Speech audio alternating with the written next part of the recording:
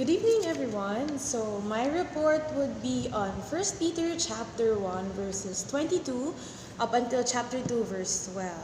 So, the expected changes salvation brings. Of course, tayo bilang mga ligtas, 'di ba? Simula nung tayo ay nakatiyak ng langit, tinanggap natin ang Panginoong Hesus bilang tagapagligtas. There were changes na dumating sa ating buhay. Of course, not abrupt or sudden, but nakita natin kung paano tayo unti-unting binago ng Panginoon. And yung itatakal ko for this night ay these are some changes na itala ni Peter sa kanyang aklat. No, so number 1, sa chapter 1 verses 22 to 25, sabi dito, "Seeing ye have purified your souls in obeying the truth, through the Spirit unto unfeigned love of the brethren, see that ye love one another with a pure heart, fervently, being born again, not of corruptible seed, but of incorruptible, by the word of God, which liveth and abideth forever. For all flesh is as grass, and all the glory of man as the flower of grass. The grass withereth, and the flower thereof falleth away. But the word of the Lord endureth forever. And this is the word which by the gospel is preached unto you." So number 1, fervently love one another from the heart. We note, sabi dito, one of the main proofs bilang ikaw ay isang tao na ligtas na nakakilala na sa Panginoon, is meron na siyang pag-ibig ng Panginoon, diba? Pag-ibig ng Diyos. Alam na niya kung ano yung pag-ibig ng Diyos. And of course, sabi dito sa ating lesson, being born again, being in the subject of new birth, diba, in Christ, this indicates that this fervent love for one another is the natural and expected result of being born again. So ito yung isa sa mga expected changes na ating mararanasan. Of course, dati, 'di ba? Parang nung hindi pa tayo ligtas, wala tayong pake sa ating kapwa. But then again, nung nagkaroon na tayo ng Kristo sa puso, of course, nagkaroon tayo ng realization na ang bawat isa sa atin ay mahalaga. Kaya nga fervently, when we say fervently, very strong, dapat mahalin natin ang bawat isa sa atin. Bakit kasi tayo mahalaga sa harapan ng Panginoon? 'Di ba? Hindi tayo ang aim natin is we are not to be a discouragement nor stumbling block sa iba, but we are to be an encouragement and a blessing sa bawat isa. Kaya nga, fervently love one another from the heart. Hindi lang siya yung outward na makikita mong, sabi sa Bible, from the heart emphasizes that this love is not be just an outward sign of or superficial in nature, but is to come from the deepest part of ourselves and is to represent who and what we really are in the depths of our hearts. So, ang tunay na pagmamahal natin sa ating kapwa is kung gaano ba talaga natin sila make care, kung gaano tayo talaga may concern sa kanila, 'di ba? Who and what we really are in the depths of our hearts. Pinapakita natin kung sino din tayo at kung ano tayo bilang binago ng Panginoon. Pinapakita natin sa kanila na ang pagmamahal natin para sa bawat isa ay yung pagmamahal na binigay din sa atin ng Panginoon. 'Di ba nga, sabi sa Bible that we must love one another for God is of love. So meron tayong Diyos ng pag-ibig. And of course, tayo bilang mga anak ng Diyos ng pag-ibig, we should also be filled with His love na kung saan in such ways, such as ministering to other people, ay mapakita natin yung pagmamahal natin for one another, diba? Kaya nga meron na tayong love for the souls, diba? Love for the sinners.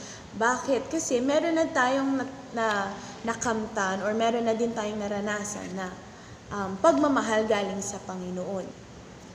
Next would be number 2, putting aside or having separation. 1 Peter chapter 2 verses 1 to 3. "So wherefore laying aside all malice and all guile and hypocrisies and envies and all evil speakings, as newborn babes desire the sincere milk of the word, that ye may grow thereby." Verse 3, "If so be ye have tasted that the Lord is gracious." The subject of separation from the world is a subject that is dealt throughout the Old and New Testaments. Alam natin yan. Diba? Ito ay napag-aralan natin sa Old Testament survey. At the same time, ito ay napag-aralan natin sa New Testament survey, of course. So, separation from the world. Sabi nga dito, the entire book of Deuteronomy is devoted to this subject. Speaks of death and the curse of God. Sabi dito, Of course, one who do not respond to God's call for holiness and separation from the sins and temptations of the world around them, in those who have relationship with Him. Of course, tayo bilang mga ligtas na, isa sa mga ninanais ng Panginoon para sa atin is for us to be completely separated from the world, not to be identified with them anymore. Diba nga, sabi sa Bible, be ye not unequally yoked together. Nawa na tayo bilang isang mananampalataya, bilang isang ligtas, no, ay hindi na tayo makilala na tayo pa ay yung mga magagaling sa kalokohan, di ba? Tayo pa yung dapat tayo yung hindi makilala sa mga bagay na hindi ka nais-nais sa harapan ng Diyos. Kundi, separation, pag sinabi natin separation, di ba, ito yung pagkahiwalay. Dapat, syempre hindi siya agad-agad mawawala sa atin na separation from sin. Okay, hindi na ako magkakasala habang buhay. No.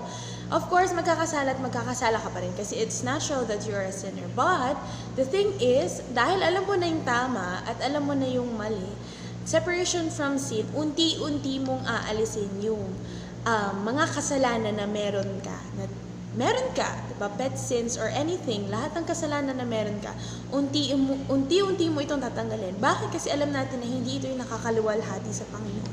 At ito yung isang reason, sabi nga dito, kung bakit nagkaroon ng hatol sa Israel that time sa Old Testament. Kung bakit nagkaroon ng sobrang hatol, diba? Grabe yung judgment ng Panginoon, nabasa natin yan.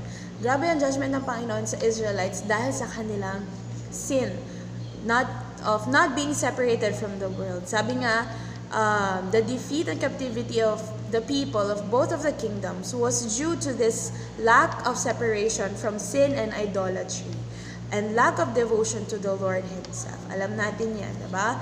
It's lack of separation from idolatry. Maybe ngayon wala nga tayong sinasamba na Diyos-Diyosan. But let us remember na anything that we do not hindi natin priority, diba? Alam natin ang priority natin ng Panginoon. Pero anything na hindi dapat nating i-prioritize, yan ay idolatry. Yan ay idol natin sa ating buhay. So anything na naghihinder sa atin sa ating pagkakaroon ng pagbabago sa ating buhay ay dapat ay ating unti-unting tanggalin. No?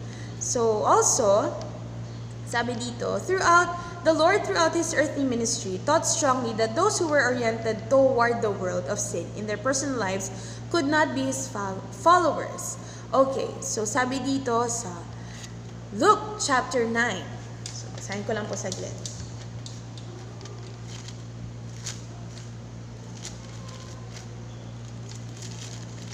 Luke chapter 9, verses 23 to 26. And He said to them all, if any man will come after me, let him deny himself, and take up his cross daily, and follow me.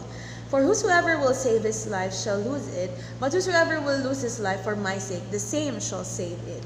For what is a man advantage if he gain the whole world and lose himself or be cast away? Last, verse 26, for whosoever shall be ashamed of me and of my words, of him shall the Son of Man be ashamed, when He shall come in His own glory and His Father's and of the holy angels. So sabi dito,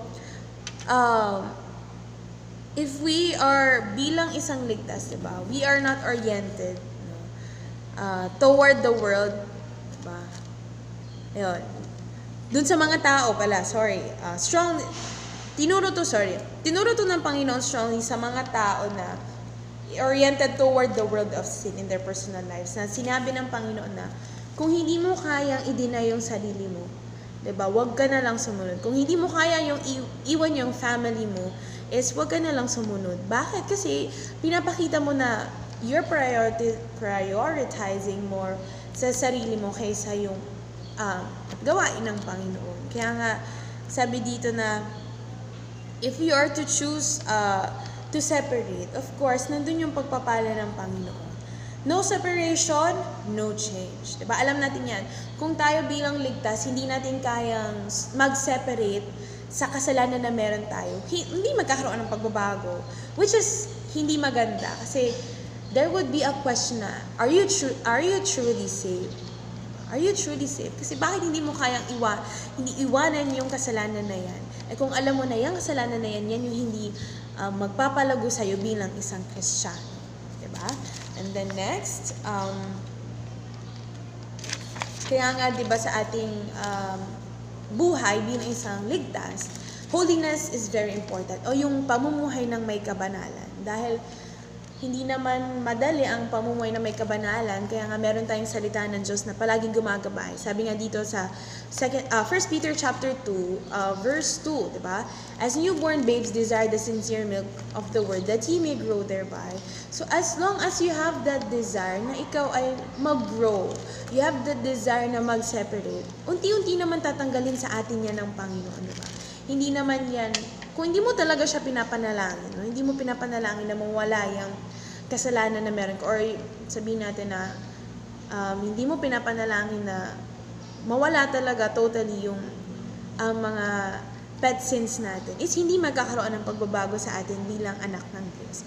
Kaya nga sabi dito, 1 Peter chapter 2 verses 1 to 3 is basing this teaching against worldliness in the Christian life, on the need for discipline separation. So, nasa sarili pa rin natin kung nais natin na magkaroon ng pag-iwas o mismong pag-iwan sa mga kasalanan na meron tayo.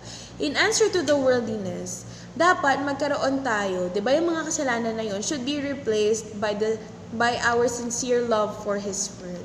Magkaroon tayo ng sincero or truthful.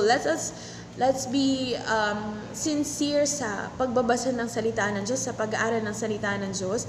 The same time, let us have the sincerity na iwanan yung mga kasalanan na hindi makakapag-luwalhati sa Panginoon. Same time, hindi makakapag-bigay sa atin o makakadala sa atin ng paglago.